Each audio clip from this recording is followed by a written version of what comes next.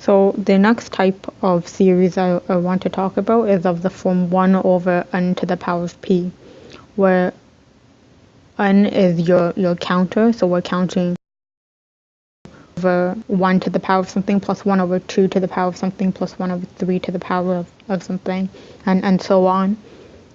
And what the p-test basically states is that if p is greater than 1, then the series will converge. And if p is less than or equal to 1, then the series will diverge. So this also includes negative numbers, which kind of makes sense, because if you have the sum of 1 over n to the negative 1, this is just equal to the sum of n, as n goes from 1 to infinity. And as we count n from 1 to infinity, as n grows infinitely large, the sum of all your infinitely large numbers together will also be infinitely large.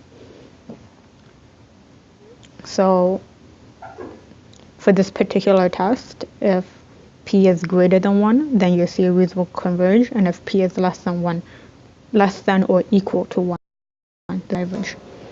And this is actually quite interesting, because the sum as n equals to 1 of infinity of 1 over n is indeed a decreasing sequence. It goes 1 plus 1/2 plus 1/3, and eventually you go 1 to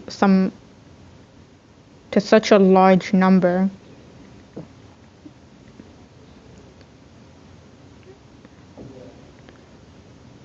you're adding such an infinitesimally small number to your to the rest of your sum that it's kind of difficult to see why the series diverges, as the p-test is telling us. But this series actually also has a special name. It's called the harmonic series. And I don't know why it's called the harmonic series, but it is special enough to have its own name. So we shall respect that. And that the harmonic series diverges is really because the sequence is not decreasing fast enough. The sum of 1 over n is equal to 1 plus half plus 1/3 plus 1/4 fifth plus 1/6 7th. Was getting too excited there. 7th plus 1/8, and so on. So from the first 8 terms, we can kind of see, well, the first term is equal to 1, and then the second term is equal to half. Now the third plus the fourth term, and the reason I say it's not decreasing quote-unquote fast enough is because you can eventually combine enough terms together that they are equal to greater than the previous term. The third plus the fourth term, when you add them together, is greater than 1/2, because we know that there's 2 terms here. Well, we know that there's 2 terms here. And it's greater than 1/4, and 1/4 is obviously equal to 1/4. So we can say that the sum of these two will be greater than 2 times 1/4, which will make it greater than half. So the sum of these 2 terms together is greater than half.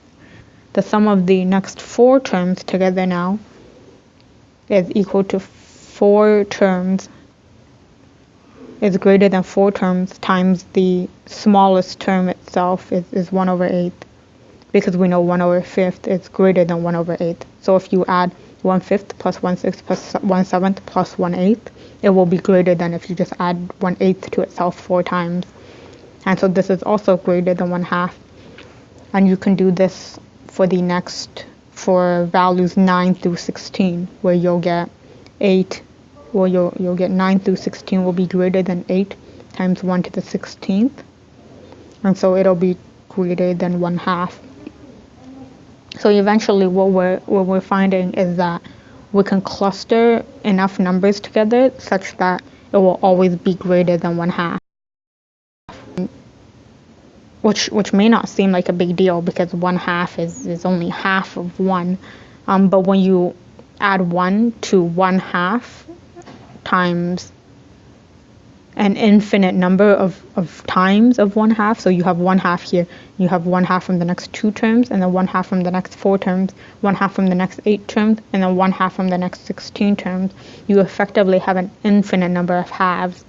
And so this will actually also equal to infinity, and our sequence here will increase unbounded. So our harmonic series does diverge, which is also concluded in the P series. And so the P series and both the P series and the geometric series by themselves are not too particularly useful, simply because you rarely get as far as I know, never on your exam will you see determine if 1 over a squared converges. Then immediately from the P series you will be able to tell, well, P is greater than 1, so this series will converge. So by itself it seems a bit simple. However, the P series comes in, both the P and the geometric series comes in very handy when you compare other series to these, because if you know a certain P series converges or diverges, once you make the comparison, which we will talk about later in the comparison test, you can make conclusions about more difficult and slightly fancier series.